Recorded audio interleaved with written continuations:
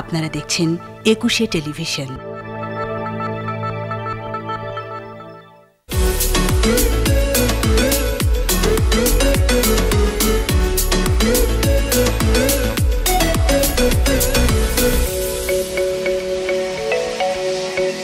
Thank you for being with us. Thank you for being with Nazim Joy.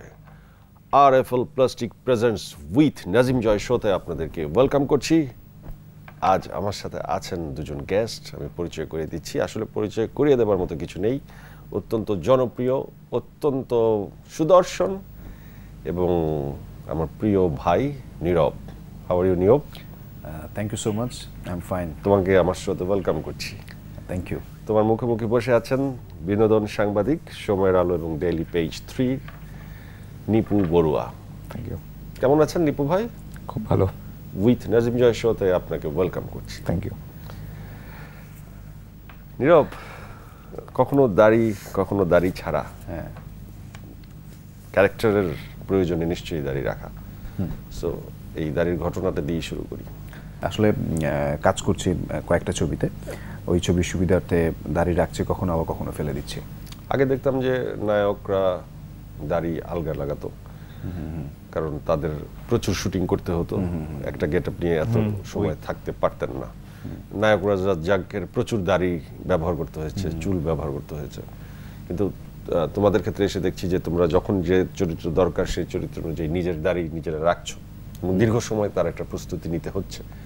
তো এটা কি ছবি হাতে কম থাকার কারণে পারো, নাকি এটা ডেডিকেশন? যে না, আমি সর্বপ্রথম ডেডিকেশনটাই বলবো, কারণ যেমন আমার এই দাড়িটার কারণে আমি যেই ছবিটার জন্য দাড়িটা রাখা, বেসিক্যালি আব্বাস সাইফ চন্দন পরিচালিত, যেমন এটার আসলে অনেকজন আর্টিস্ট ছিলেন, সো তাদের সাথে শিডিউল মিলিয়ে কাজ করা একটা জিনিস। আর মাঝখানে দেখা যাচ্ছে যেহেতু শিডিউল মিল ছিল না, আমি এবার অন্য ছবিতে চলে গিয়েছিলাম। সো অন্য ছবিতে যাওয়ার কারণে তখন আমার দাড়ি অনেক কমাতে হয়েছে। কমানোর কারণে আবার কমানোর সাথে সাথে যেদিন শুটিং শেষ হলো তার পরের দিন তো আমি আবার ওই দাড়ি পাবো না, আর ওইটা আবার মেকআপ করে বা কোনো কিছুভাবে তৈরি করে আর্টিফিশিয়ালভাবে ওইটাও সম্ভব ছিল না। সো ওইটার জন্য আবার দেখা যাচ্ছে অনেকদিন ওয়েট করতে হচ্ছে। এই হচ্ছে ব্যাপার। আর আমাদের দেশের ছবিগুলো যেটা হয় যে আমরা কাজ করছি যখন দেখা যায় একটু গ্যাপে গ্যাপে করে আমরা করছি, হয়তো ওয়েদার, লোকেশন, আর্টিস্ট সব কিছু মিলে। নীরবের ক্যারিয়ার শুরু হয়েছিল এখানে কবে, কখন, কিভাবে? ফিল্মে, মিডিয়াতে, ফিল্ম সমগ্র মিডিয়াতে। আমি 2004-এ ইউ গট দ্য লুকে ছিলাম। 2004 তোমার সাথে কি অপূর্ব ছিল? হ্যাঁ, আমি টপ 5-এ ছিলাম, অপূর্ব সেকেন্ড হয়েছিল। আচ্ছা। সো আমার অপূর্ব আমরা একসাথে স্টার্টিং আমাদের। এই প্রোগ্রামটা কি এখনো হয় না?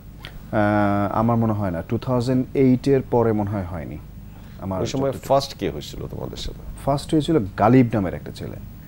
সেই ছেলে মিডিয়াতে কাজ করেন? অপূর্ব করছে, তুমি করছো? হ্যাঁ, আমাদের সাথে আরো ডাইয়ান শুভ্র একজন আছে, ও জাস্ট মডেলিং টলিং করতো, এখন আর নাই, এখন ব্যবসায়ী। এই যে কম্পিটিশনগুলো হয় সেখানে দেখা যায় যে ফার্স্ট যে হয় অধিকাংশ ক্ষেত্রে ফার্স্ট হারিয়ে যায়, সেকেন্ড, থার্ড, ফোর্থ এরাই সামনে চলে আসে। নিপু ভাই, এই বিষয়ে আপনার অভিজ্ঞতা থেকে আপনি কিছু বলবেন? কম্পিটিশনে যারা ফার্স্ট হয় আলটিমেটলি মিডিয়াতে তাদের পাওয়া যায় না, কিন্তু তারা ফার্স্ট হয়ে যায়, এটা কেন?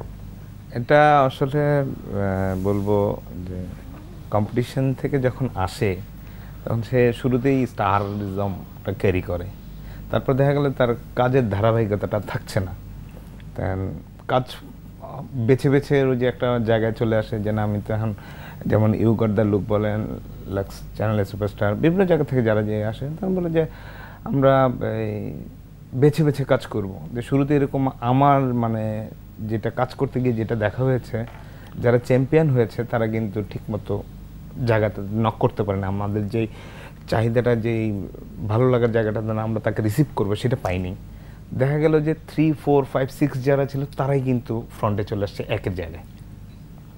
তো এটা বলবো যে যে রানার চ্যাম্পিয়ন হয় সে এটা তারই ব্যর্থতাও বলবো না। এবং যে চ্যাম্পিয়ন এরপরে এই ধরনের কোনো অনুষ্ঠানে, এই ধরনের কোনো কম্পিটিশনে হবে, তার জন্য আপনাদের পরামর্শটা কি থাকবে, যেন এই ভুলের পুনরাবৃত্তি না হয়, যেন তারাও একজন নীরব বা তাদের হচ্ছে কি যে যখন কম্পিটিশনগুলো হয় তাদেরকে গ্রুমিং করা হয়। গ্রুমিং করার আগে কিভাবে করিয়েছে সেটা জানি না, কিন্তু এখন কিন্তু বলতেছে যে তুমি কিন্তু এখন চ্যাম্পিয়ন হয়েছো, তোমার এই কাজগুলো করা উচিত। এখন এই যারা টিমে কাজ করছে তাদের এটা নিয়ে কাজ করে, কারণ আমরা বাইরে থেকে কিন্তু সবকিছু পাই না, কারণ আমাদেরও একটু বাধ্যবাধকতার মধ্যে থাকতে হয়, কারণ সে কাজ না করলে আমরা কিভাবে নিউজটা করব।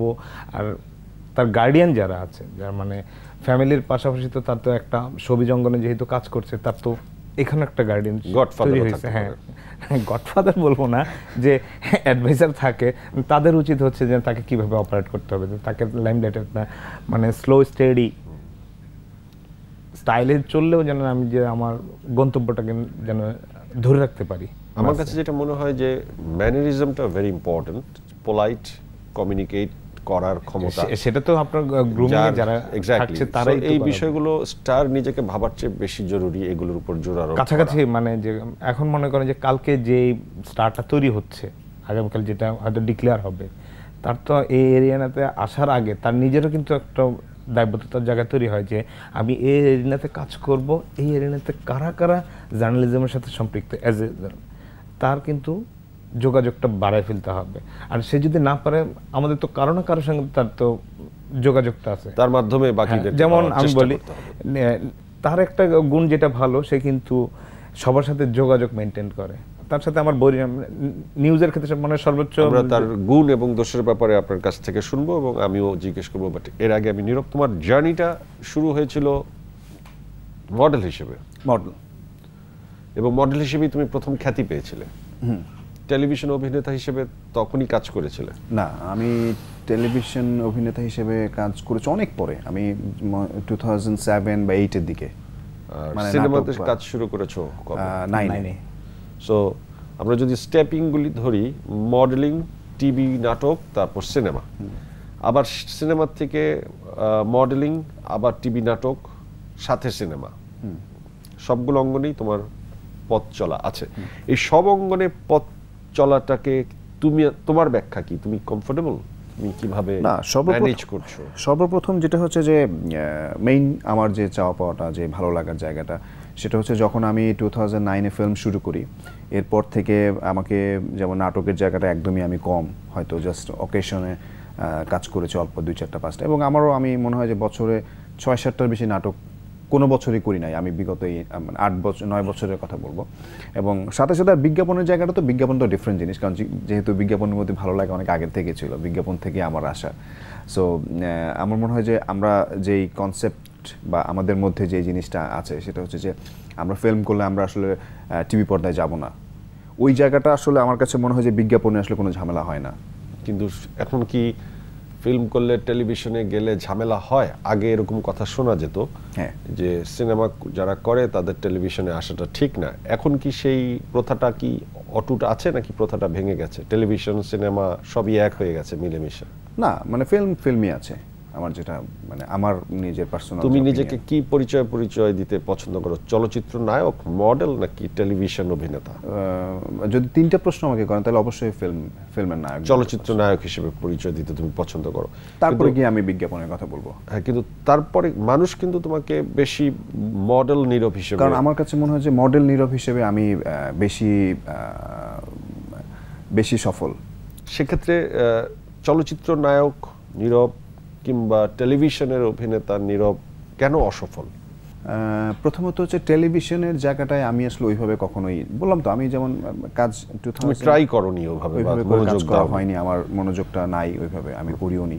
আর প্লাস ওই যে বছরে 4-5টা কাজ যখন করতাম, তখন দেখা যেত এটা আসলে খুবই রিকোয়েস্টেবল। অবশ্যই তারা হয়তো মনে করবে যে নীরব ভাইকে রিকোয়েস্ট করলাম, বিষয়টা তা না। বিষয়টা হচ্ছে আমারও কিছু মানুষের, দর্শক যারা আছে তারাও টিভিতে দেখার অল্প 2-1টা কাজ করলে ওইটারও অ্যাপ্রিসিয়েশন জানাতো, সো ওইটাও ভালো লাগতো। ওই জায়গা থেকে দেখা যায় অকেশনালি 4-5টা কাজ করতাম। এই কারণে হয়তো আমার প্রতি, মানে আমার ওইটার প্রতি অত বেশি কনসেন্ট্রেশন বা ফ্যাসিনেশন ছিল না। আর ফিল্মের জায়গাটায় হয়তো ওইভাবে করে একদম পুরো ফুল প্যাকেজে পাকাপোক্ত একটা প্রজেক্ট করে দর্শক দেখবে, ওইটাও হয় নাই। তুমি এবং অপূর্ব দুজনই ইউ গট দ্য লুকে ছিলে। অপূর্বর আজকের অবস্থান এবং তোমার অবস্থানের পার্থক্য কি আমরা শুনবো। এর আগে ছোট্ট একটা ব্রেক নিয়ে নিচ্ছি।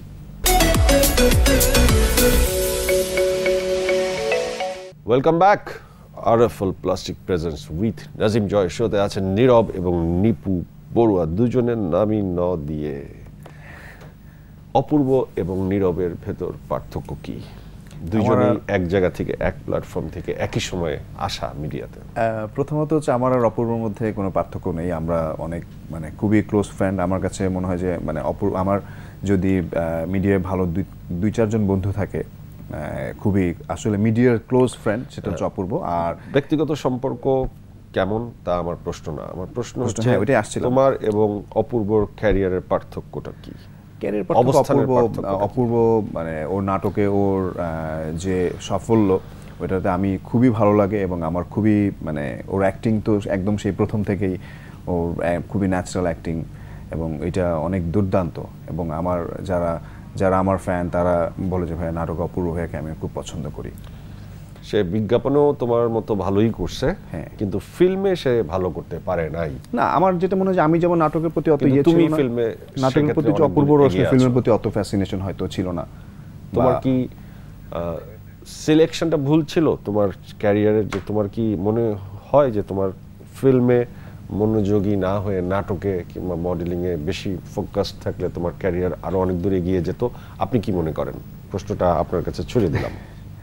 আমি মনে করি যে ওর চুজিং এর ক্ষেত্রে ফিল্মে যে কাজগুলো করেছে, তো স্টোর অনুরোধের ঢেকে যেটা বলা হয় সেটা বেশি গিলেছে সে।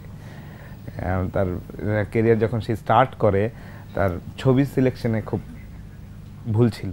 তা হয় কি যে ওই সময় সে এরকম ওই যে ঘুরে ফিরে এক জায়গায় আসছি যে ফিল্মে এরকম গার্ডিয়ান পাইনি যে না আমি কি কোন ট্র্যাকে যাব।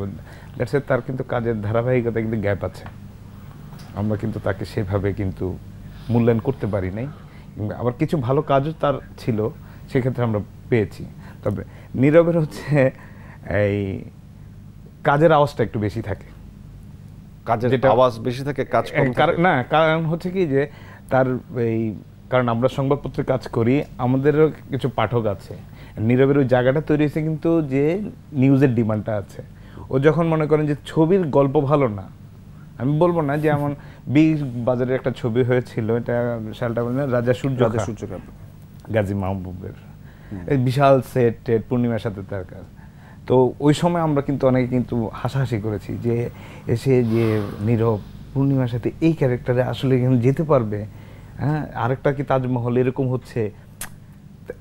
তখন কিন্তু ওই যে নিউজ কিন্তু আমাদের কিন্তু অফ ছিল না, কিন্তু ছবিটার কিন্তু আমাদের কিন্তু চাহিদাও ছিল যে না ঠিক আছে এই ছবিটা একটা হ্যাবক তৈরি হবে, কিন্তু সেটা আলটিমেটলি হয় না। সেটা আমি সামনাসামনি বলছি, সেটা দুর্ভাগ্য হতেই পারে। কিন্তু না, দুর্ভাগ্য না, সেটা সেই সময় আমাদের যখন শুক্রবার দিন ছবি রিলিজ হয় এবং সোমবার থেকে পুরো দেশে অবরোধ ছিল এবং যেটা হয়েছিল যে পরিস্থিতির শিকার হয়েছিল একদম, মানে 4 দিন অবরোধ ছিল, একদম বাজে অবস্থা। তবে এই কথা তো স্বীকার আপনি করবেন নিশ্চয়ই যে নীরবের একটি ভূমিকা চলচ্চিত্রে অবশ্যই আছে, কারণ সে নিয়মিত কাজ করে যাচ্ছে। যেমন আপনি যদি আজকের সুপারস্টার শাকিব খানের কথাও বলেন, সেও কিন্তু অনেকটা বছর স্ট্রাগল করার পরে সে সুপার হিট হয়েছে। সো নীরবের সময় এখনো আছে এবং নীরব নিশ্চয়ই অবশ্যই আছে। তার কিন্তু এন্ট্রিটা হয়েছে কিন্তু যে সুপারস্টারের সঙ্গেই, কিন্তু ওই এন্ট্রিটা যে হ্যাবক তৈরি করেছে সেটা কিন্তু সে ওই পরবর্তী যে বললাম যে অনুরোধের আসরে কন্টিনিউ যে ছবিগুলো ওই যে বলে, এই ধরনের অনুরোধের আসরের ব্যাখ্যাটা কি আসলে তোমার কাছে? অনুরোধের আসর তুমি কেন ঢেকে? অনুরোধের আসলে এটা আসলে যেমন নিপুর কাছে মনে হচ্ছে এটা অনুরোধের আসর, বাট অনুরোধের আসরও না, আবার অনুরোধের আসর জিনিসটাকে একদম ফেলেও দিচ্ছি না। বিষয়টা হচ্ছে কাজ করতে গেলে দেখা যায়, যেমন আমি স্টার্ট করেছিলাম সাকিব ভাইয়ের সাথে ছবি, এবং আমি আমার ক্যারিয়ারের প্রথম 6টি ছবি যখন আমি করি, তার মধ্যে দেখা যায় 6টির মধ্যে 5টি ছবি সাকিব ভাইয়ের সাথে করেছি। এবং আমার কাছে মনে হয় যে ওইটা আমার একটা ভালো একটা এক্সপিরিয়েন্স ছিল এবং সাকিব ভাইয়ের সাথে কাজ করাতে সুবিধাতে ছিল, যেটা হচ্ছে অনেক বিশাল বড় ক্যানভাস এবং অনেক বড় বড় আর্টিস্টদের সাথে কাজ করার সৌভাগ্য হয়েছে। এবং সেই ক্ষেত্রে আমি একদম যেহেতু বললাম যে মডেলিং থেকে নাটকে এসে নাটকে অল্প কাজ করা হয়েছে, সো হঠাৎ করে একটা বড় একটা মিডিয়ায় এসে এত মানুষজনের অ্যাক্টিং, এত মানুষজনের প্ল্যানিং সিস্টেম, মানে ওয়ে অফ টেকিং, মানে শর্ট যেভাবে নিচ্ছে, এইগুলো আমাকে অনেক বেশি ইন্সপায়ার করেছে। আর যেটা হচ্ছে নিপু আরেকটা বললো যে আমার যে ধারাবাহিকতার জায়গায় একটু ঝামেলা ছিল। আমি 2013 থেকে 13, 14, 15, 16 এই 4 বছর ওইভাবে আমি একটু পারিবারিক ঝামেলার কারণে আমি ইয়েও ছিলাম না। নিপু ভাই, বিনোদন সাংবাদিক হিসেবে ওই সময়কার পারিবারিক ঝামেলা নিয়ে আপনি কি জানেন? ওর পারিবারিক ঝামেলা, ওর ক্লোজ হিসেবে কি পারিবারিক ঝামেলা ছিল সবচেয়ে বেশি, এবং আপনি তো সবসময় ওকে কাগজের বাঘ বানিয়ে রেখেছেন। হ্যাঁ না, কাগজের বাঘ ভাই সবসময়, কারণ হচ্ছে এই পানে থেকে চুন খসলেই কিন্তু নীরবের নিউজটা থাকতো, কারণ হচ্ছে স্টারডমটা কিন্তু সে কিন্তু ক্যারি করছে, স্টিল নাও করছে। কি কারণে আপনি এই ইন্ডাস্ট্রিতে যদি বলি, এটা অন্যভাবে না, এটা প্রকাশ্যে বলি, আমরা যে আড্ডা যেটা বলি সেটা এখানে বলে দিই, যে ইন্ডাস্ট্রিতে কিন্তু যত নায়িকা আসছে, এই যে এখন কাজ প্রোগ্রাম সব কিন্তু নীরবের হাত ধরে ধরে, মানে আমি বলি হাত ইন্ডাস্ট্রিতে যত নায়িকা এমন প্রশ্ন, মানে এমন কথা বলছেন, এই প্রশ্ন ওইদিকে যাবে না, সব প্রশ্ন এখন আমার এখানে না। ইন্ডাস্ট্রিতে যে নায়িকা নতুন আসছে, আমি যদি নাম বলেন, আমি নামগুলো বলে দেই, নামগুলো শুনি। সবচেয়ে বেশি ফোকাস ওর হাত ধরে আসে ওই সময়টা হচ্ছে সারিকা। হাত ধরে আসে নেই, নীরবের সাথে বোধহয় সারিকার প্রেম হচ্ছিল। হ্যাঁ, এইটা সবচেয়ে, তারা কিন্তু কাজ করার কিন্তু বেশ কয়েকটা প্রজেক্টের আলোচনাও চলছিল।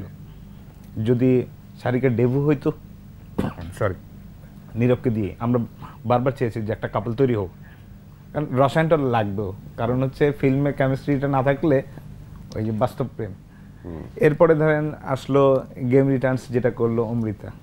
এর আগে আরো আছে, ওরা হয়তো স্ক্রিনে আসতে পারে। ওকে, মানে নীরবের হাত ধরে অনেক নায়িকার অভিষেক হয়েছে। নীরব, এটা তো অনেক পজিটিভ, কারণ তোমার মাধ্যমে চলচ্চিত্র অনেক অ্যাক্ট্রেস পেয়েছে, এটা তো অবশ্যই আমরা একটা পজিটিভ দিক হিসেবে দেখছি। এই কোয়ালিটিটা, মানে এটা কিভাবে তোমার হাত ধরে? না, এটা কোনো কোয়ালিটি না আসলে, এটা বেসিক্যালি আমার কাছে, আমি থ্যাঙ্কস জানাবো আমার ডিরেক্টর এবং আমার প্রোডিউসারকে, যে ওনারা আমাকে ট্রাস্ট করেছে, যেই নায়িকাটা বা যেই নায়িকাটাই আমার সাথে কাজ করার জন্য ইয়ে করেছেন। আমি যখন ডিরেক্টর প্রোডিউসারকে বললাম যে ভাই ওকে আপনি নিতে পারেন, সো তারা আমাকে বিলিভ করেছে এবং তারা নিয়েছে। তারা এখনো অনেকে আছে ভালো ভালো ছবি করছে, কাজ করছে, সো এটা আমি খুব পজিটিভলি দেখছি। নীরব, তোমার এবং ইমনের একটি ভালো বন্ধুত্ব আমরা দেখেছি, জানি। তোমাদের বন্ধুত্বের গোপন সূত্রটা কি? তোমাদেরকে কখনো কম্পিটিটর মনে হয়, কখনো শত্রু মনে হয়, আবার দিন শেষে মনে হয় যে তোমরা আসলে ভালো বন্ধু। এই যে বিভিন্ন রূপে তোমরা তোমাদের সম্পর্কটাকে ধরে রেখেছো, এটা আসলে জঙ্গলে ব্যাখ্যাটা কি? আমাদের প্রথম যে ব্যাপারটা, আমরা যখন বাংলা লিংকে শুটিং করি, আমাদেরকে একটা করা হয়েছিল, আমরা একই মানে গ্রুমিং এর জন্য, মানে কোথাও কোনো শুটিং না রেখে আমরা একদম 15 দিন একসাথে একই জায়গায় থেকে গ্রুমিং করব, তারপরে আমরা মানে 16তম দিনে গিয়ে শুটিং শুরু করব। সো একদম এই যে 15 দিন একসাথে আমি মানে পাশাপাশি বেডে থাকা এবং এই যে একজনের বিষয়গুলো শেয়ার করা, এটা হয় না যে এতদিন, আর এই মিডিয়াতে কেউ কাউকে তো চিনি না। সো একটা মানুষের সাথে যখন অপরিচিত মানুষের সাথে থাকলে তো অনেক বেশি ভালো সম্পর্ক হয়ে যায়। যেহেতু আর আমরা কাজ করছি, আমরা কাজ করতে করতে অনেক মানে ভালো সম্পর্ক তৈরি হয়ে গেছে, একজনের মধ্যে চেনা জানা অনেক শেয়ারিং হয়েছে। ইমনের দ্বারা সবচেয়ে বেশি উপকৃত হয়েছে তুমি কবে, কখন, কিভাবে? ইমনের সবচেয়ে বড় উপকার তোমার জীবনে কি, বা প্রভাব তোমার জীবনে কি? ওরকম স্পেসিফিক। ইমন তোমার ক্ষতি করেছে এমন একটি ক্ষতির কথা কি বলতে পারো? ক্ষতিটা বলতে পারবো না। তার মানে ইমন তোমার উপকারও করে না, ক্ষতিও করে না? না, উপকার করে অবশ্যই, বলতে পারলাম স্পেসিফিক মানে কোন দিনটা বা ওইভাবে করে বলতে পারবো না। আমাকে মেন্টাল অনেক সাপোর্ট দেয়, আমি কাজের ক্ষেত্রে দেখা যায় কি করব না করব এগুলো। কম্পিটিশনটা তোমাদের ভিতর নাই নাকি কোনো? না, কম্পিটিশনটা আসলে কি, আমি এখন যে ফিল্ডে কাজ করছি, আমার নিজের কাছে মনে হয় যে আসলে কম্পিটিশন না, আমার নিজের সাথে কম্পিটিশন করে আমি নিজেকে আসলে যখন একটা স্টেবল জায়গায় মনে করবো যে হ্যাঁ ঠিক আছে, আমি এখন অন্য কারোর সাথে কম্পিটিশন মানে করার মতো কম্পিটিটর হয়েছি, তখন আসলে আচ্ছা নীরব, একটি বিষয় একটু বলো তো। ধরো যখন তোমরা দেখো যে আব্দুল আজিজ ভাই জায়াজ মাল্টিমিডিয়া ছবি বানায় বিগ বাজেটের, সেখানে নতুন মুখ আসে, আমাদের সিয়াম বড় ধরনের সুযোগ পায়, সুপার হিট হয়, অথচ এই ধরনের একটা সুযোগ তুমি পাওয়ার যোগ্য, কারণ তুমি দীর্ঘদিন স্ট্রাগল করছো। কোনো কোনো ক্ষেত্রে তোমাদের অনেককেই উপেক্ষা করে নতুন মুখকে নিয়ে একটা বড় পথ হাঁটা শুরু করে আমাদের প্রযোজক এবং পরিচালকরা। তখন কি মনে হয় না যে তোমরা বঞ্চিত হচ্ছ, বা এটা কেন হয় আমাদের মিডিয়াতে? আপনি একজন বিনোদন সাংবাদিক হিসেবে এটার ব্যাখ্যা করবেন, তোমার কাছেও চাই। এর আগে ছোট্ট একটা ব্রেক নিয়ে নিচ্ছি উইথ নাজিম জয় শোতে। Welcome back RFL plastic presents with Nazim Joy শোতে। নীরবের কাছে আছি। নীরব, আমি জানতে চাইছিলাম যে কেমন লাগে সিয়ামের উত্থান দেখে? না, অবশ্যই মানে আমি যেটা বলবো যে এটা ইন্সপায়ারিং এবং ওকে খুবই ভালো করছে, এবং আমি তো ওকে একটা প্রোগ্রামের হোস্টিংয়েও মানে আমি ছিলাম গেস্ট হয়ে, সো ও অনেক ভালো করছে। আমি ছবিটা দেখা হয়নি, বাট মানে ফেসবুক রিভিউ টিভিউ এবং মানুষজনের কাছে শুনলে যেটা বুঝেছি, না ঠিক আছে, মানে সে অনেক ভালো করছে, এবং অবশ্যই তার জন্য শুভকামনা। না, আমি তার জন্য শুভকামনা দিতে তোমাকে বলিনি, এবং তার দুটি ছবি এবছর আলোচিত হয়েছে, যে সে লাইমলাইটে এসেছে। তুমি তার একটি ছবি দেখোনি, সেটাও আমার জানার বিষয় না। আমার প্রশ্ন হচ্ছে যে যখন নতুনদেরকে প্রমোট করা হয়, যারা একটু অপেক্ষাকৃত পুরনো তাদেরকে অ্যাভয়েড করে, তখন কি মনে হয় যে তোমরা বঞ্চিত হচ্ছ, বা এটা কি একটা ডার্টি পলিটিক্স কিনা, বা মিডিয়ার কোনো না না না, প্রথম বিষয়টা অঙ্ক কিনা তোমাদেরকে কর্নার করার জন্য? আমার একটা জিনিসটা হচ্ছে যেটা হচ্ছে অ্যাভয়েড করার বিষয় না। মনে করেন যেমন আপনি যখন একটা ছবি প্রডিউস করবেন, আপনি আমাকে নেবেন, আবার আপনি যখন নিপু বড়ুয়াকে যখন আপনি দেখছেন নিপু বড়ুয়া কাজ করছে, নিপু বড়ুয়াকে যদি আপনি না নেন, সেটা নিপু বড়ুয়া কিন্তু আপনাকে অ্যাভয়েড করেন, মানে আপনি কিন্তু তাকে অ্যাভয়েড করেনি, বা সে কিন্তু আপনার দ্বারা অ্যাভয়েডেড না। বিষয়টা হচ্ছে তাই, মানে যেমন আমার একটা যে প্রডিউসার যেই ছবিটা করবে বা যেই কাজটা হবে, সে যদি অন্য কাউকে না নেয়, তাকে কিন্তু এটা অ্যাভয়েড করা না। সো বিষয়টা হচ্ছে অ্যাভয়েড না, এবং বিষয়টা হচ্ছে নতুন কাজ করবে ভালো, এবং এটাই তো স্বাভাবিক। সো এটা তো আসলে তোমার উত্তরটা আমি শুনলাম। আমি আপনার কাছে জিজ্ঞেস করতে চাই যে আপনি একটু বিষয়টার গভীরে যদি ঢুকে একটু বলেন, যে ধরেন আজকে সিয়াম, কালকে আরেকজন, পরশু আরেকজন আসবে, কিন্তু এর আগে সাইমন আছে, বাপ্পি আছে, ইমন আছে, নীরব আছে। দেখা গেছে যে তাদেরকে ঠিকভাবে পৃষ্ঠপোষকতা না করে, তাদের পেছনে লগ্নি না করে নতুনরা আসছে এবং তাদেরকে এগিয়ে নেওয়া হচ্ছে। এতে করে কি ইন্ডাস্ট্রি এই ছেলেগুলো, এই নায়কগুলোকে হারাচ্ছে কিনা? দেখেন, যে কোনো একটা ইন্ডাস্ট্রিতে মানে বিল্ড আপ যখন হয়, 4-5 জন সুপারস্টার থাকতে হয়। কারণ একটা বড় ইন্ডাস্ট্রি, ফিল্ম, নীরবের ছবি চলবে বছরে 2টো, শাকিব যেটা আমাদের দেশে একসময় ছিল, নায়ক রাজ্জাক ছিল, আলমগীর সাহেব ছিলেন, জাফর ইকবাল, এক্স্যাক্টলি সবাই ছিলেন। তো এখন কিন্তু ইন্ডাস্ট্রিতে ওয়ান ম্যান শো বলি, তো এভাবে তো আসলে ইন্ডাস্ট্রি হয় না। তো সেক্ষেত্রে আমি মনে করি যে ডার্টি পলিটিক্সটা বেশি হচ্ছে আমাদের ইন্ডাস্ট্রিতে, এটা ওপেন সিক্রেট। কারণ দেখেন আমাদের এই পলিটিক্সটার সাথে কি শাকিব খান জড়িত? না, যেহেতু ওয়ান ম্যান শো বললেন, সে তো ওয়ান ম্যান তো শাকিব খান। হ্যাঁ, এখন হচ্ছে আমি বলি যে ওয়ান ম্যান শো বলতে কি, যে তার পেছনে কিন্তু লগ্নি করছে, পাশাপাশি কিন্তু নীরব, ইমন যারা আছে, সাইমন, এদেরকে করছে। এখন জাজ মাল্টিমিডিয়া আসছে কিন্তু 2012, 6 বছর হচ্ছে তারা প্রোডাকশন করছে। তারা চিন্তা করলো যে আমরা প্রথম ছবিটা কিন্তু শাকিব খানকে দিয়ে টার্গেট করেছিল, সেটা ব্যাটে বলে হয়নি, কোনো একটা বড় ধরনের একটা হিচিং হয়েছে। তারপর তারা অল্টারনেট মাহি বাপ্পি একটা কাপল রেডি করছে, তখন কিন্তু তারা নীরব, ইমন কিন্তু বাজারে চাঙ্গা। পলিটিক্সটা হয় কোথায় জানেন? আমাদের থার্ড পার্টির কাছে গিয়ে। এটা কিন্তু অনেকে বলে না, যেটা হচ্ছে আমাদের বুকিং এজেন্ট, যেখানে বলি কাকরাইলের ছবি, এটা যেতে যেতে আগে থেকেই বলে যে নীরব ইমন ফ্লপ, নীরব ইমন ফ্লপ। এই আওয়াজ কাকরাইল পাড়ায় তোলে কেন? তোলে নীরব, বা তোমরা কেন এখানে আমি মার্কেটিংটা বুঝতে পারো নাই? এখানে শুধু নট অনলি দ্যাট নীরব ইমন, মানে ওয়ান ম্যান শোর জায়গায় যেটা বলছে, যেটা আমি বললাম যে ওখানে হচ্ছে যে এখন যদি বলেন যে শাকিব খানকে সব নিয়ন্ত্রণ করে, আমি বলবো না। এটা আপনি নিজেও ছবি প্রডিউস করে দেখছেন, ডিরেকশন দিয়ে দেখছেন, শাকিব খান হচ্ছে কি যে তার পেছনে তার বাজারটা ওইভাবে তৈরি করা আছে, তার একটা দর্শক তৈরি করা আছে। সেক্ষেত্রে এখন দেখা গেল যে নীরবের যে দর্শক, হ্যাঁ ধরেন যে 30% তার দর্শক আছে এককভাবে, আমি ক্লিয়ার করে দিচ্ছি। ওই বুকিং এজেন্ট ওখানে যেতে যেতে বলে যে ধরুন না, এই ছবি চলবে না, তাহলে কি আগে থেকে, কারণ তার কি এরকম না যে তাহলে আমার থার্ড পার্টিটা তুলে ফেলতে হবে, এজেন্ট নিয়ন্ত্রিত? হ্যাঁ, শাকিব খান দ্বারা প্রভাবিত, নিয়ন্ত্রিত? না না, সেটা তো কখনোই না। কারণ সে কিভাবে বুকে, এখন তো ওপেন মার্কেট, আপনি আপনার মতো করে ছবি দিচ্ছেন, ওর মতো, সে তো সব বলে না যে সে, তার হাতে নাই ইন্ডাস্ট্রি, তার ছবি নিয়ে তো পলিটিক্স হয়। তাহলে এদের এই এখন প্রক্রিয়াটা কিভাবে পজিটিভ করা যায়? পজিটিভটাই হচ্ছে যেটা জাজ যেটা করেছে, তারা নিজেরাই ডিস্ট্রিবিউশন করছে, থার্ড পার্টির নাই। দেখবেন তারা কিন্তু যখন ছবি, এরকম প্রোডাকশন হাউস বাংলাদেশে আরও 5টা দরকার। তাহলে হয় কি, নীরব যারা পারফর্মার, এই যে 2009 থেকে 2018 পর্যন্ত যে সময়টা দিয়েছে, 10 বছর, এই 10 বছরে কিন্তু সে কিন্তু আস্তে আস্তে কিন্তু পুরোপুরি খাঁটি হয়েছে। কিন্তু তার কি একটা বড় হাউস দরকার, যে আমি নতুনভাবে কি আবার ব্লাস্ট হব। এক্স্যাক্টলি। কিন্তু বাট সেই হাউসটা তৈরি হয় না হওয়ার কারণে কি হয়েছে, ওই যে বুকিং এজেন্টের কথাগুলোই কিন্তু ওই যে আমাদের যে নতুন প্রডিউসার আসে তাদের মাথায় ঘুলাই দেয় যে না, বাদ দেন নীরব ইমন, এগুলো বাদ দেন, এই সেই শাকিবকে নিয়ে নেন, না হলে একটা নতুন নেন। এই জিনিসগুলো ভাঙতে হবে, কারণ আমার আর্টিস্ট আছে বাংলাদেশে, তারপর আমরা কি করে হায়ার করে বাইরে থেকে নায়িকা আনি, নায়ক আনি, কাজ করি, কিন্তু এটা আমি কখনোই সাপোর্ট করি না। এদেরকে ইউটিলাইজ করার জন্য আমাদের নীরব কিন্তু মালয়েশিয়াতে কাজ করেছে এবং বোম্বেতেও সে কাজ করেছে, সো তার এক্সপেরিয়েন্স অনেক ভালো, দেশের মাত্রা ছাড়িয়ে এসে আন্তর্জাতিকভাবেও তার স্বীকৃতি রেখেছে। তার একটা দরকার হচ্ছে এখন যে সেই লুকে আসছে, তাকে আমরা যে বললাম যে সেই লুকে আসছে, তার একটা ওরকম হ্যাভক তৈরি করতে পারবে, যেরকম একটা নতুন প্রোডাকশন হাউস আসবে, তাকে নিয়ে এক্সপেরিমেন্ট একটা স্টোরি রেডি করে স্টার্ট করবে। দেখেন ক্লিক করে কি করে না। আজকে যদি তোমার স্বপ্নের কথাটা জানতে চাই, ধরো কি হলে, কি পেলে, কি ঘটনা ঘটে গেলে একজন নীরব আসলেই শাকিব খানের প্রতিদ্বন্দ্বী হয়ে বা আরেকটি শাকিব খান হয়ে আরেকজন সুপারস্টার হয়ে ঘুরে দাঁড়াতে পারবে? আমার যে ফিল্ডটা সেটা হচ্ছে যে সর্বপ্রথম আমরা যেটা দেখি যে আমাদের যেভাবে গল্প বলা হয়, গল্পটা ওইভাবে থাকে না, দেখা যাচ্ছে যেভাবে প্রোডাকশনটা করার কথা ওইভাবে হচ্ছে না, যেভাবে এটা আসলে ডিরেকশন দেওয়া উচিত সেভাবে হচ্ছে না। মানে টোটাল আসলে প্যাকেজ, এখানে একজনের বা দুইজনের দোষ দিয়ে হবে না যে আমার জায়গা থেকে আমি অনেক বেশি ডেডিকেটেড এবং আমি অনেক বেশি সিনসিয়ার, আসলে লাভ নেই।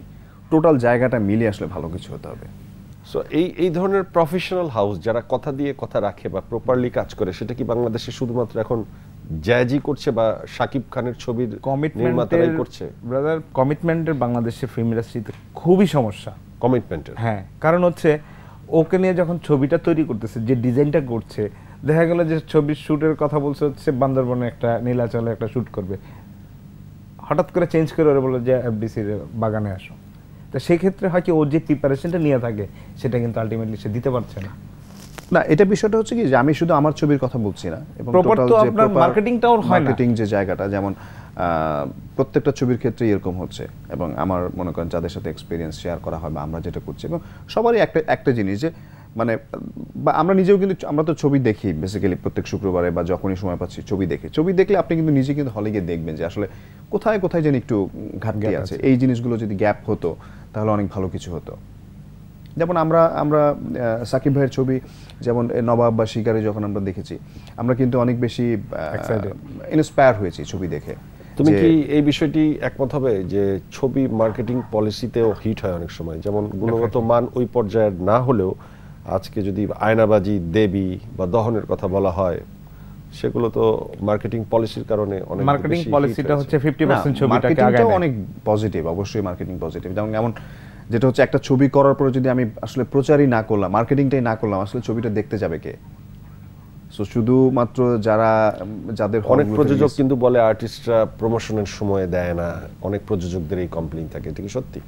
না, আমরা আমাদের জায়গায় আমি অনেক বেশি মানে খুবই ছবির সাথে সম্পৃক্ত, এবং আমি আমার লাস্ট যে ছবিটা রিলিজ হয়েছিল গেম রিটার্নস, এবং দেখা গেছে আমি প্রতিদিন মানে ছবি রিলিজের 15 দিন আগে থেকে দুপুর 2টা থেকে রাত 8টা পর্যন্ত বসে থাকতাম আমি, এবং বুকিং এজেন্টে যারা ছিল দেখে বলতো যে নীরব হিরো আপনি কি এই ছবির প্রডিউসার নাকি? আমি বলছি হ্যাঁ ভাই, আমি ছবির প্রডিউসার। বাহ, তুমি দেশের বাইরে যখন কাজ করেছো, বোম্বেতে কাজ করেছো, কি এক্সপেরিয়েন্স সেখানে তোমার হয়েছে সেটা একটু শুনতে চাই, ছোট্ট একটা ব্রেক এর আগে।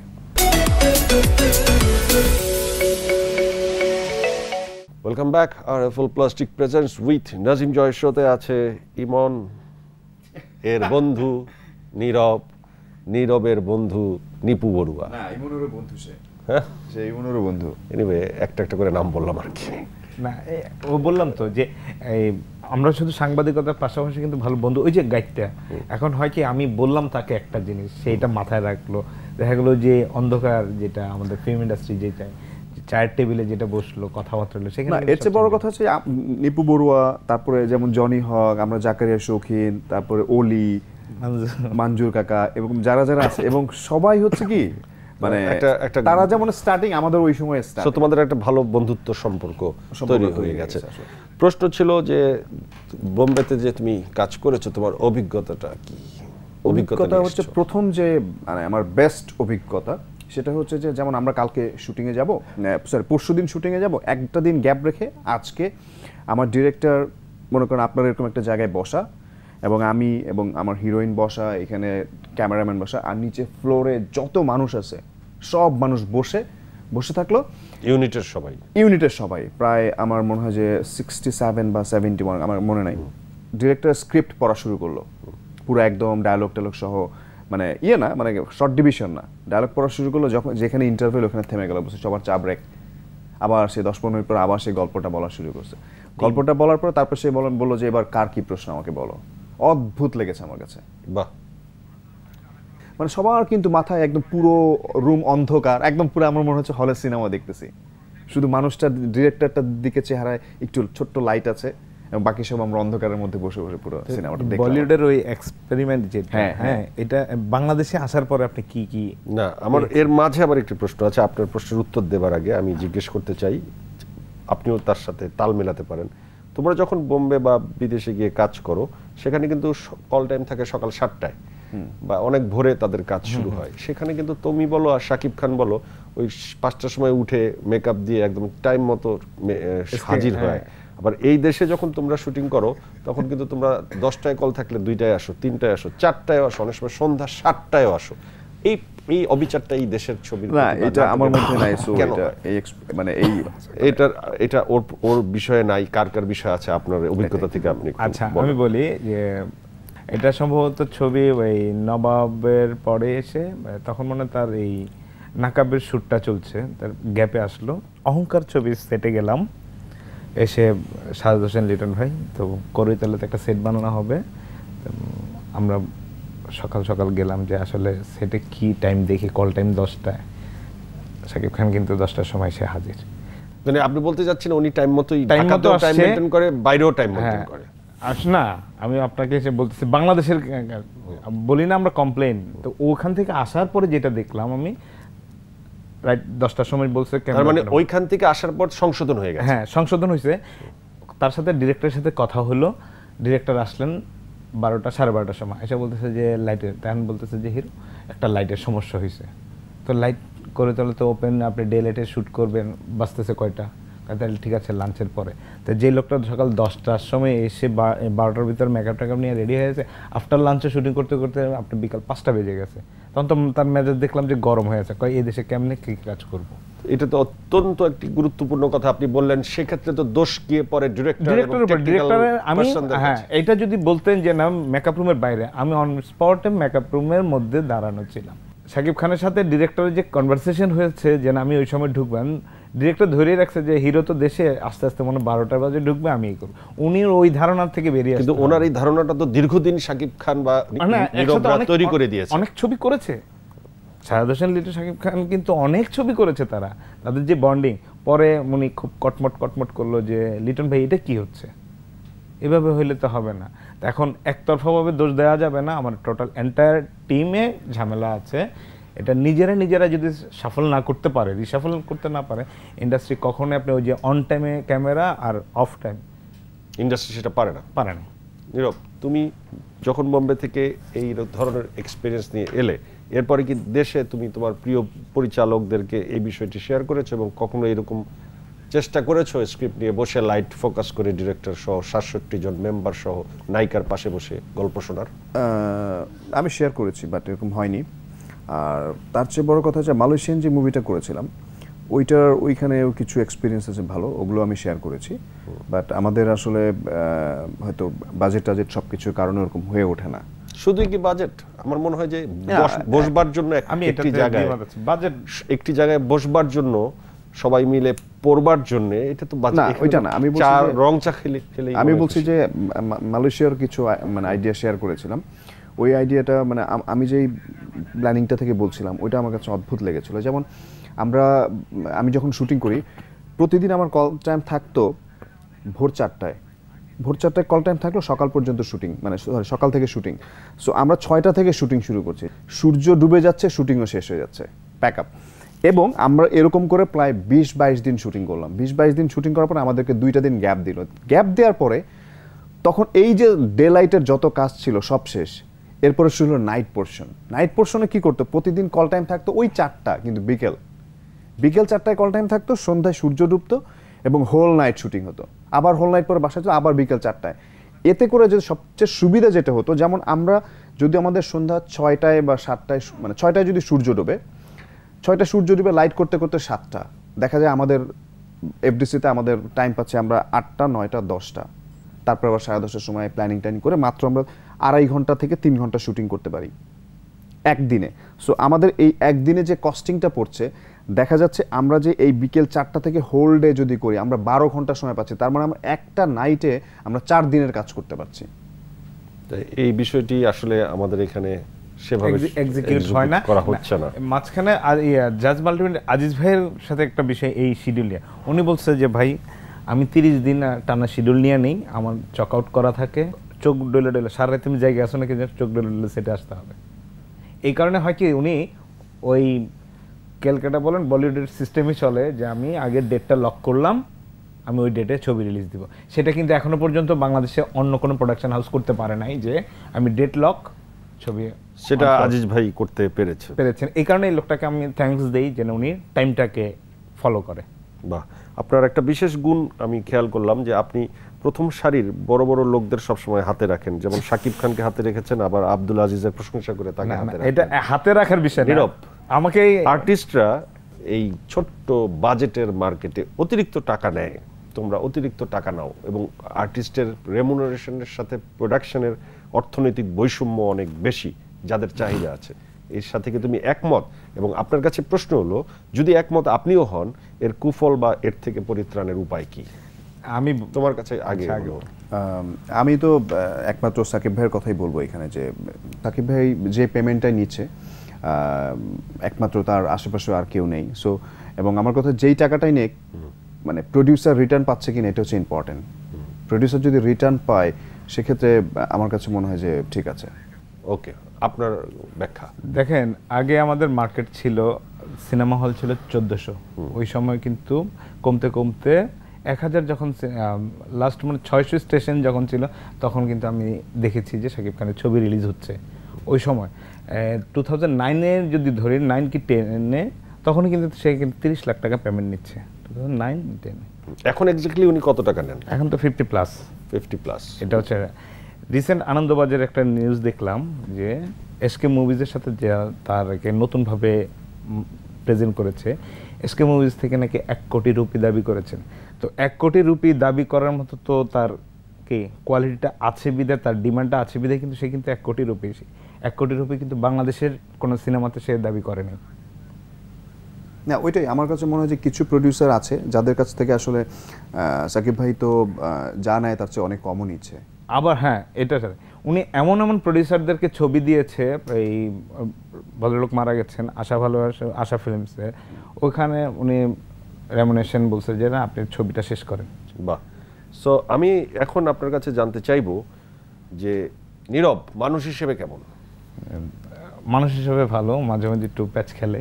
প্যাচ কি? প্যাচটা হচ্ছে কি, থাকে না যে নীরব আর ইমন হচ্ছে খুব ক্লোজ ফ্রেন্ড, তো এদের দুজনের মধ্যে ফাটল ধরানোর জন্য কিন্তু ইন্ডাস্ট্রি কয়েকটা লোক আছে। এখন ওরা ফাইন্ড আউট করছে যে নীরব ইমনের মানে ক্লোজ যারা জার্নালিস্ট তারা কারা। তো আমরা নিজেরা নিজের যে মানে যে কনস্পেসিগুলো হয়, কন্ট্রোভার্সিয়াল তৈরি হয়, তখন কিন্তু হয় কি আমরা মন গড়া টাইপের কিছু করি না, জানাদের। সে কিন্তু আবার একটা জিনিস বলে, হ্যাঁ ভাই এটা করতেছি, কি করব। এই সহজ সরল স্বীকারোক্তি, এটা হচ্ছে তার ভালো গুণ।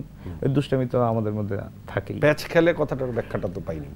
প্যাচ খেলে না, ওই যে প্যাচটা বললাম যে না, এটা মানে বলে ফেলছে আর কি, বুঝছো না? মানে সহজ স্বীকারোক্তি কথাটাকে সে হয়তো বাংলা সাহিত্যের ছেলে না বলে প্যাচ খেয়ে, মানে তারও পেঁচাই গেছে। না তারও পেঁচানো না, এই যে প্যাচ খেলো নীরব, মানে প্যাচটা কি? প্যাচটা আমি বলছি যে দুষ্টামিটা, আমরা প্যাচটা ছুটাতে চাই, আপনি প্যাচটা ছুটাই দেন। প্যাচটা তো বললাম যে প্যাচের কথা আপনি বলে ফেলছেন, প্যাচটাই কনভার্ট করছি দুষ্টামিতে। উইথ নাজিম জয় শোতে আমরা একদম শেষ পর্যায়ে একটা প্যাচের মধ্যে পড়ে গেছি। এখন এই প্যাচ থেকে আসলে আমরা শোর পরে ছুটে পরে আপনাদের জানিয়ে দিব কি হলো। নীরব, তোমার কেমন লাগলো উইথ নাজিম জয় শো? খুবই ভালো, এবং আমার কাছে মনে হয় যে যেই জিনিসগুলো গল্পগুলো বলি, এটা বলার স্টাইলটা অন্য ছিল, এবং আপনার শো তো দেখাই হয়। সো আমার খুবই ভালো লাগছে, এবং উই এনজয়েড এ লট, এবং সাথে নিপু বড়ুয়া ছিল, সব মিলে আমরা। নিপু ভাই, আপনার কেমন লাগলো? না, ভালো লাগলো, অনেক ইনফরমেশন, মানে আমি অনেক কিছু জানতাম না, এই শোর মাধ্যমে নীরব সম্পর্কে আরেকটু বেশি জানলাম। তো শোতে আসার আগে যে ভয় ছিল, সে ভয়টা কি কেটেছে? না, ভয় তো অবশ্যই থাকে, আপনার শোতে আসতে গেলে তো অনেক কি ভয় ছিল আপনার? আপনি কি অন্যায় করেছেন যে আমার শোতে আসতে আপনার ভয় লাগে? আপনি হয় কি যে একটা পিন যখন পড়তেও দিচ্ছেন না, সেটাকে আবার উঠে যখন কি আবার আমার দিকে তাক করা হচ্ছে, এই জায়গাটা হচ্ছে ভয়। আমি কিন্তু আজকে আপনার এই শোতে এসে, অন্যান্য অনেক শোতে যাই হয় কি যে সিনেমা রিলেটেড থাকে, এই গেস্ট থাকে একে অপরের ওই কিন্তু এন্টায়ার টোটাল ফিল্মে যে আমাদের যে অবস্থান, যে প্রবলেমগুলো, এটা কিন্তু আপনার এই শোতে কিন্তু আমি বলতে পেরেছি। বাহ, এবং আপনার মাধ্যমে আমরা জানতে পেরেছি এবং দর্শককে জানাতে পেরেছি। Thank you very much Nipu Barua, এবং thank you very much Nirab. Nirab, আমি তোমার আপকামিং ছবি যা যা আছে তার জন্য শুভকামনা জানাচ্ছি। Thank you so much. এবং আমি চাই যে তুমি খুব দ্রুত তুমি তোমার স্বপ্নের পথে এগিয়ে যাবে, এবং এই স্বপ্ন দেখতে দেখতে আমি চাই নাজিম জয় শো শেষ করছি। নেক্সট এপিসোডে আবার দেখা হবে। ভালো থাকবেন। Good night.